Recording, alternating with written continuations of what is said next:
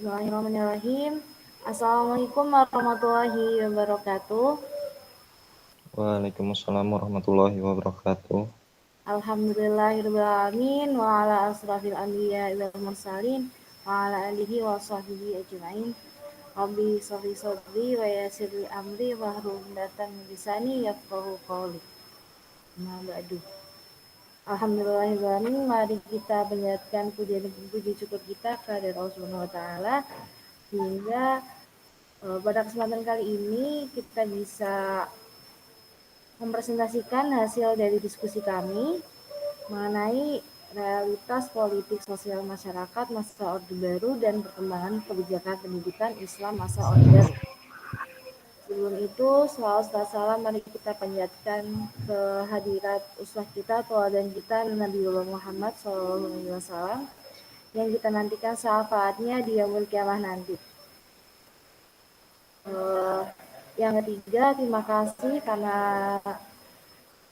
pada kesempatan kali ini kita diberikan waktu untuk mempresentasikan hasil diskusi kami. Sebelum mempresentasikan, saya akan mengenalkan anggota dari kelompok saya. Yang pertama ada Bayu Sofian Adi Prasetyo, NIM G00190283, dan saya sendiri Usutun Hasanah NIM G0002000079. Ya. Langsung saja. Kesempatan kali ini kita akan membahas tentang realitas politik sosial masyarakat masa Orde Baru dan perkembangan kebijakan pendidikan Islam masa Orde Baru. Kepada teman saya, Mas Bayu Sofian Adi Prasetyo, saya silakan waktu dan layarnya, Mas. Monggo. Oke, terima kasih. Selanjutnya di sini saya akan mempresentasikan yang pertama pada masa Orde Baru. Masa Orde Baru adalah sebutan bagi masa pemerintahan Presiden Soeharto di Indonesia. Lahirnya masa Orde Baru diawali oleh keluarnya Surat Perintah 11 Maret tahun 1966 atau biasa disebut dengan Super Semar. Masa pemerintahan Orde Baru berlangsung pada kurun waktu 1966 sampai 1998 atau 32 tahun. Pada masa Orde Baru, pemerintahan yang dijalankan menganut sistem presidensial. Di masa itu, pembangunan nasional berkembang dengan sangat pesat. Pasca penumpasan G30 SPKI, pemerintah belum sepenuhnya berhasil melakukan penyelesaian politik terhadap peristiwa tersebut. Hal tersebut membuat situasi politik tidak stabil dan kepercayaan masyarakat terhadap Presiden Soekarno semakin menurun. Pada saat bersamaan, Indonesia juga menghadapi situasi ekonomi yang terus memburuk. Situasi tersebut mengakibatkan harga kebutuhan pokok melambung tinggi. Kondisi ini mendorong para pemuda dan mahasiswa melakukan aksi-aksi demonstrasi yang menuntut penyelesaian terhadap pelaku G30 SPKI dan perbaikan ekonomi. Keluarnya Super Semar dianggap sebagai tonggak lahirnya Orde Baru, karena keesokan harinya setelah menerima Super Semar, Soeharto membubarkan dan melarang PKI beserta ormas-ormas yang bernaung atau senada dengannya di seluruh Indonesia, terhitung sejak tanggal 12 Maret 1966. Soeharto juga menyerukan kepada pelajar dan mahasiswa untuk kembali ke bangku sekolah. Selanjutnya, pada tanggal 18 Maret 1966, Soeharto menahan 15 orang menteri yang dinilai terlibat dalam G30 SPKI. Setelah itu, Letjen Soeharto memperbaharui kabinet dan membersihkan lembaga legislatif, termasuk MPRS dan DPRD gotong royong, dari orang-orang yang dianggap terlibat G30 SPKI. Selanjutnya, latar belakang pendidikan Islam pada masa Orde Baru. Tahap demi tahap mengalami perkembangan, di antaranya adalah pemerintahan mulai memberlakukan pendidikan agama, harus diajarkan pada sekolah dasar hingga pendidikan tinggi. Lembaga-lembaga pesantren mulai mendirikan madrasah dalam sistem pendidikannya yang terbagi menjadi pertama Hidayah, Tsanawiyah, dan Aliyah. Sistem madrasah ini mendorong perkembangan pesantren sehingga jumlahnya meningkat pesat. pada tahun 1958 per 1959 lahir madrasah wajib. Madrasah wajib belajar yang memiliki hak dan kewajiban seperti sekolah negeri. Selanjutnya, di tahun 1965, berdasarkan rumusan seminar pondok pesantren di Yogyakarta disepakati di pondok pesantren perlu dimasukkan pelajaran keterampilan seperti pertanian dan pertukangan. Selanjutnya, perkembangan pendidikan agama Islam di Indonesia pada masa Orde Baru. Perkembangan pendidikan agama Islam di Indonesia pada masa Orde Baru ditandai dengan selesainya bangsa Indonesia dalam menumpas G30 SPKI. Sejak saat itu, pemerintah Indonesia semakin menunjukkan perhatiannya terhadap pendidikan agama. Sebab disadari dengan bermentalkan agama yang kuat, bangsa Indonesia akan terhindar dari paham komunis. Berdasarkan hasil seminar pendidikan Islam se-Indonesia, dirumuskan pendidikan Islam adalah bimbingan terhadap pertumbuhan rohani dan jasmani menurut ajaran Islam dengan hikmah mengarahkan, mengajarkan, melatih, mengasuh, mengawasi berlakunya semua ajaran.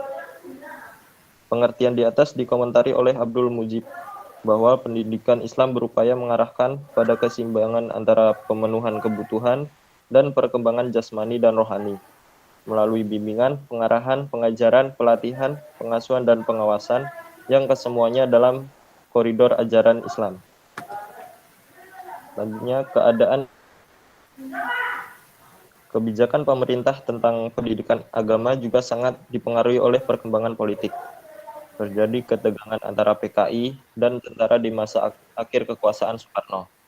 Kelompok-kelompok agama, terutama Islam dan Kristen, memutuskan untuk beraliansi dengan tentara. Sejak tahun kekuasaan Soekarno, Departemen Pendidikan dan Kebudayaan dipegang oleh dua orang menteri, yaitu Menteri Pendidikan Dasar dipegang oleh Priyono, seorang tokoh Murba yang Menteri Pendidikan Tinggi dipegang dengan dukungan kelompok agama. Pada akhirnya, Syarif Tajib dapat mewajibkan pendidikan agama di berbagai perguruan. Meskipun UU Pendidikan 1950 tidak mewajibkan pendidikan agama. Keadaan inilah yang mendorong tokoh-tokoh Islam menuntut agar madrasah dan pendidikan dari sistem pendidikan nasional. Reaksi terhadap sikap pemerintahan yang mendiskriminasikan menjadi lebih keras dengan keluarnya keputusan Presiden nomor 34 tahun 1972 yang kemudian diperkuat dengan instruksi Presiden nomor 15 tahun 900 tahun. Keputusan Presiden dan Inpres ini isinya dianggap melemahkan dan mengasingkan madrasah dari pendidikan nasional. Bahkan sebagian umat Islam memandang Kepres dan Inpres ini sebagai manuver untuk mengabaikan peran dan manfaat madrasah yang sejak zaman penjajahan telah diselenggarakan oleh umat Islam. Untuk materi selanjutnya akan disampaikan oleh Mbak Uswatul Hasanah. Ya, terima kasih. Selanjutnya mengenai kebijakan pendidikan pada masa Orde Baru.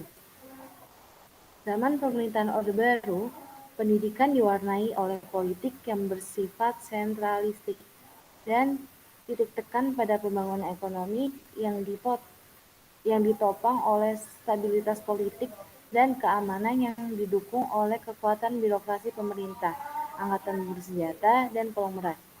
Dengan politik yang bersifat sentralistik ini, seluruh masyarakat harus menunjukkan monoloyalitas yang tinggi, baik secara ideologis, politis, birokrasi, maupun hal-hal yang bersifat teknis. Pendidikan pada masa Orde Baru setahap demi setahap mengalami perkembangan, di antaranya adalah pemerintah mulai memperlakukan pendidikan agama harus diajarkan pada sekolah dasar hingga pendidikan tinggi. Lembaga-lembaga pesantren mulai mendirikan madrasah dan sistem pendidikan yang terbagi menjadi ibtidaiyah, sanawiyah, dan aliyah. Sistem madrasah ini mendorong perkembangan pesantren sehingga jumlahnya meningkat pesat. Pada tahun 1958,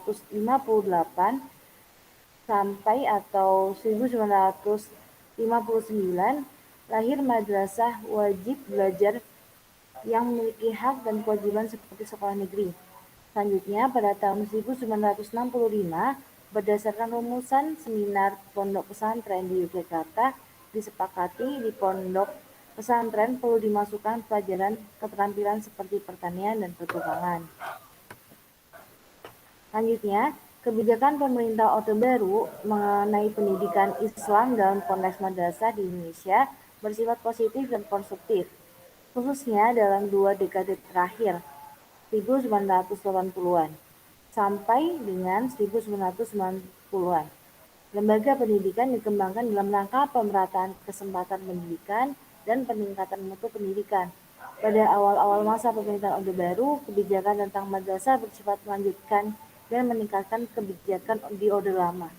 Pada tahap ini, masyarakat madrasah belum dipandang sebagai bagian dari sistem pendidikan nasional, tetapi baru sebagai lembaga pendidikan bersifat otonom di bawah pengawasan Menteri Agama. Selanjutnya, masa Orde Baru ini mencatat banyak keberhasilan, di antaranya pemerintah memberlakukan pengajaran agama dari tingkat SD hingga universitas.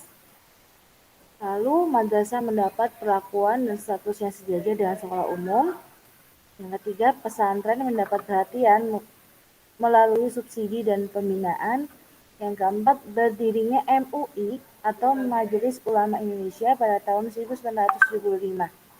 Pemerintah memberi izin pada pelajar muslimah untuk memakai rok panjang dan busana juga di sekolah negeri. Lalu berdirinya MAN, PK atau program khusus. Ya, kesimpulannya, perkembangan Islam pada masa Orde Baru berkembang pesat. Begitu juga dengan perkembangan agama lain. Saking bebasnya muncullah kristenisasi dalam bentuk bakti sosial terhadap umat Muslim yang membutuhkan bantuan. Di balik itu, para misionaris mengajak umat Muslim untuk masuk agama mereka. Akibat dari sikap tersebut, beberapa pemberontakan dengan memusnahkan gereja-gereja dibangun di tengah pemukiman umat Islam. Pengajaran Islam berkembang dengan munculnya beberapa program pendidikan Islam. Antara lain adanya program pelatihan bahasa Arab yang disiarkan di TVRI, didirikannya MUI, didirikannya MAN, PK, program pemberdayaan dai, dan lain-lain. Beberapa kebijakan pendidikan agama Islam masa Orde Baru membawa perubahan terhadap pendidikan Islam. Lahirnya SKB 3 Menteri yang menyatakan bahwa alumni madrasah bisa melanjutkan pendidikannya ke sekolah umum, sehingga kurikulum madrasah pun harus seimbangkan dengan kurikulum sekolah umum. Pada masa Orde Baru, inilah pendidikan agama menjadi wajib mulai dari sekolah dasar sampai universitas. Jadi, sekian dari presentasi kami. Bila banyak kekurangan, kami mohon maaf. Sekian. Wabillahi taufiq wal hidayah, waridho wal inayah. Wassalamualaikum warahmatullahi wabarakatuh. Terima kasih sudah menyaksikan presentasi dari kami. Sekian.